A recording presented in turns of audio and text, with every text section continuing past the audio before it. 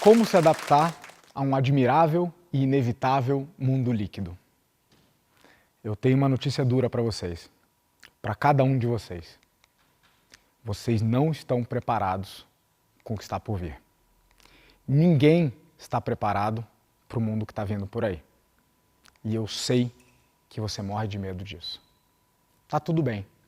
Darwin está aqui para nos contar que o medo é uma reação natural, está codificada no nosso DNA para impedir que a gente coloque a nossa vida em risco e a perpetuação da espécie também. Então o medo é um excelente conselheiro, mas ele é um péssimo decisor. E nessa tentativa de entender esse mundo que está vindo por aí, a gente tentou categorizar, rotular, dar nomes e características para uma época onde nunca tivemos tantas e tão intensas mudanças sociais, econômicas, comportamentais, mas ninguém conseguiu capturar tanto o espírito do nosso tempo quanto Zygmunt Bauman, sociólogo polonês, que nos explicou que esse mundo é líquido e que as relações que tem nele são inconstantes e maleáveis. Eu quero que você imagine um líquido, um fluido qualquer, e veja a beleza nessa fluidez. Os líquidos se adaptam, os líquidos não confrontam, eles contornam. Os líquidos assumem a forma do espaço e da necessidade onde estão. E por mais que você os deixe de uma determinada maneira, numa determinada forma por muito tempo, ele não adquire nenhum conforto nem hábito, está pronto para se adaptar assim que solicitado. Nesse mundo líquido, eu tenho uma confissão para fazer para vocês. Eu sou o Thiago Aires e há mais de 10 anos eu venho ajudando empresas e profissionais a construírem o seu futuro, com temas como gestão, estratégia, inovação. E eu aprendi adaptabilidade na marra. Hoje posso dizer que como com farinha. Sou consultor, sou empresário, sou investidor, faço meu impacto na sociedade. Mas mais do que isso, o meu título preferido é pai. E é com esse título que eu confesso para vocês, eu também tenho medo. Tanto como pai quanto como consultor, me preocupa e me anseia o que será do amanhã, para onde estamos indo, qual será o futuro que a gente vai deixar para as próximas gerações. E eu estou aqui para dizer que tudo bem, porque eu aprendi que adaptar é muito mais importante e mais eficiente do que prever. Então esse é um pouquinho do papo de hoje. E aí vocês vão me perguntar, Aires, como assim? Então não tem previsões? Então como que você vai nos ajudar a se adaptar? Você não vai dar respostas de como será o mundo amanhã? Eu não tenho a menor pretensão, nem capacidade de fazer previsões que façam sentido aqui. Não é para isso que viemos hoje. A gente veio para falar muito menos de previsão e mais de adaptabilidade. Eu vim trazer uma leitura pessoal, uma visão de mundo em cima de alguns dados de leitura do cenário que está aí. Então, nos próximos minutos, a gente vai fazer 3 inconclusões, e aí me permito a licença poética de não ter coragem de chamar nada aqui de conclusão, então serão 3 inconclusões para melhorar e aumentar a inteligência mais importante da nossa era em você. Não é o seu QI, o seu coeficiente de inteligência, não é o seu QE, o seu coeficiente emocional, é o seu QA, o seu coeficiente de adaptabilidade. Então vamos comigo nessas 3 inconclusões. Vamos começar falando de comportamento. Estamos vivendo uma era de ebulição em termos de mudanças de comportamento, tanto individuais quanto em sociedade. Se por um lado o mundo está ficando muito mais tecnológico e digitalizado, por outro, essa hiperdigitalização aflorou as nossas capacidades e as nossas características mais humanas. Em tempos como o que a gente vive hoje, nunca foi tão relevante e importante nos entender como humanos, porque o aspecto tecnológico tornou tudo isso commodity. Então, se por um lado nós nunca discutimos, por exemplo, tanto saúde emocional no ambiente de trabalho, que é excelente, por outro, o mundo nunca sofreu tanto das doenças da mente, como ansiedade, como depressão. Então, vamos ter que aprender a lidar com essa nossa humanidade aumentada.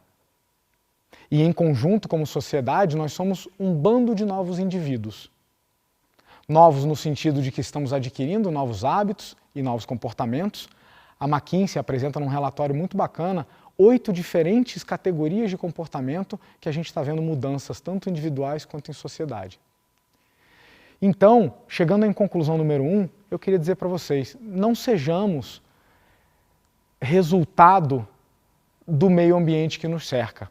Não deixemos que os comportamentos que a gente está desenvolvendo e quem a gente vai ser amanhã sejam apenas reflexos do que está acontecendo ao meu redor. Esse tem que ser um processo puxado por você e protagonizado por você.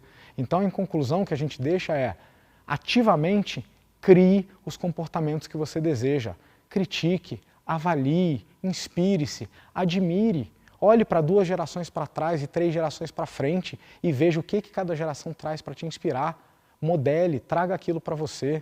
Seja mais fluido, seja mais líquido no seu comportamento. Vamos para a conclusão número 2. Agora vamos falar um pouquinho de trabalho. E o mundo do trabalho também está sofrendo transformações incríveis, como nunca antes a gente viu acontecer. Por um lado, a gente está vendo a redução do emprego. E eu não quero que ninguém fique assustado não, porque ao mesmo tempo que o emprego como forma de trabalho está diminuindo no mundo, o trabalho está aumentando, outras modalidades, outros formatos, outros jeitos de trabalhar e colaborar estão sendo criados e, inclusive, segundo relatórios como o do Fórum Econômico Mundial, que fala do mundo do trabalho daqui a 10 anos, tem muita oportunidade pela frente. Há muito a ser feito. Há profissões que a gente ainda vai ter que criar para resolver problemas que a gente nem sabe quais são ainda. Então a oportunidade é imensa. Soma-se isso ao tempero trazido pelo home office. A remotização do trabalho. Fenômeno que não é novo, mais de 10 anos já estava rolando, várias décadas já estava rolando no mundo, só que agora parece que viramos a chave, dados os acontecimentos do último ano. Agora pensa comigo, se eu consigo trabalhar e ajudar o meu contratante, o meu cliente, fazer o que eu tenho que fazer, sem estar fisicamente presente ou próximo dele, eu acabei de quebrar uma barreira invisível. Eu consigo fazer isso para qualquer contratante e qualquer cliente no mundo. Bem-vindos à internacionalização das carreiras. Essa é só mais uma barreira que caiu. E essa mudança está atropelando o mundo do trabalho. E é apenas uma das diversas mudanças que a gente coloca no guarda-chuva do tal do trampo 4.0. A gente vê grandes empresas anunciando planos de home office que vão mudar a maneira como cidades se organizam, que vão mudar a maneira como a gente se concentra enquanto sociedade. E se por um lado é óbvio que não vamos todos trabalhar em home office, por outro lado, me parece que a adoção desse modelo vai cada vez mais coexistir com modelos presenciais. Esse trampo 4.0, cheio de novidades, cheio de formatos diferentes, inclui um convidado novo, o robô. E aí eu queria falar rapidinho de robotização, porque eu sei que isso instiga muita gente. Uma das perguntas que a gente mais recebe é: Aires, o robô vai roubar o meu trabalho? Eu devolvo essa pergunta para você. O que você está fazendo no seu trabalho que é repetível, ensinável, treinável, escalável e robotizável? E isso é em qualquer profissão. A robotização traz um impacto tão transversal que em todas as atividades eu consigo imaginar coisas que podem ser feitas por robôs e coisas que eles não vão conseguir fazer tão cedo porque estão ligadas às nossas humanidades. E aí vem a pergunta que eu quero fazer para vocês. Estamos desenvolvendo as habilidades que nos diferenciam e separam das máquinas? Porque eu não quero brigar com nenhum robô numa habilidade onde ele é melhor que eu. Vamos chegar na conclusão número 2? Vamos ampliar a nossa visão de trabalho muito além do emprego. Vamos pensar outros formatos, vamos pensar em trabalhar com, junto e através de robôs, vamos pensar em solucionar problemas e buscar quem no mundo tem esses problemas que a gente pode ajudar. E falando de construção de habilidades, a gente passa para a conclusão número 3. Vamos falar um pouquinho de educação. Educação no sentido de desenvolvimento pessoal e profissional. Estamos vivendo uma época onde a habilidade mais importante passa a ser aprender a aprender. Pode parecer simples, mas a maioria de nós não foi ensinado isso na sua infância, nem ao longo da vida. E os poucos que conseguimos desenvolver essa habilidade, sabemos a diferença que isso faz. Ter uma autonomia intelectual. Conseguir sozinho, sem depender de ajuda externa, decidir, buscar, coletar, processar, chegar a conclusões e praticar uma nova habilidade. Não dependendo de um ente externo, mas contando com recursos, como a educação formal e como os milhares de novos canais de desenvolvimento. E digo mais, aprender a aprender não mais vai ser uma fase da vida, mas vai passar a ser algo ao longo da nossa vida. O chavão Lifelong Learning tenta nos lembrar de que não faz mais sentido a lógica de aprender durante 20 ou 30 anos para depois executar nos outros 70. Num mundo cada vez mais líquido e inconstante, o aprender e desaprender terá que ser feito em ciclos cada vez menores. O Fórum Econômico Mundial chama essa enxurrada de novas habilidades necessárias e do ato de apreendermos elas para nós de revolução das habilidades, The Reskilling Revolution. O que me leva a pensar que a gente precisa cada vez mais sair de uma lógica de títulos, diplomas e certificações, que, veja, tem muito valor e vão ser cada vez mais valorizadas daqui para frente, mas complementar essa lógica com construção de habilidades.